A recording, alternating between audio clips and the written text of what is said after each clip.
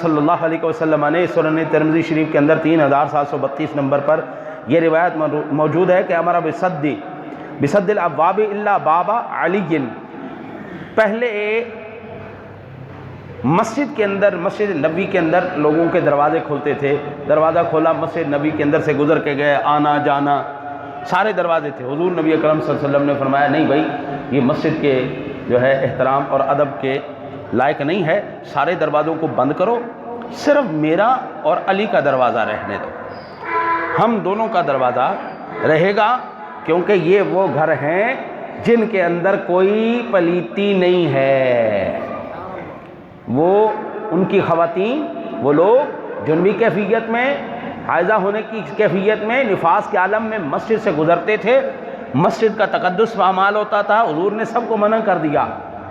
اور ان کو اجازت کیوں دی؟ کیونکہ قرآن کہتا ہے انما یرید اللہ لیذھب عنکم الرجس اہل البیت ویطہرکم تطہیرا، اللہ اہل بیت کو تمام رجس سے، تمام نجس سے، تمام پلیتیوں سے، تمام قسم کی نجاستوں سے اس طرح پاک کر دے گا جس طرح کرنے کا حق ہے۔ بات ختم ہوگی۔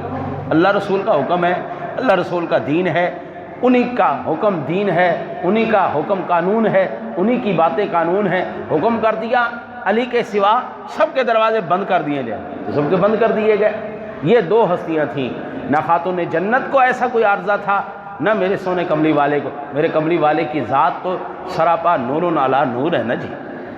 اللہ اکبر، اللہ اکبر۔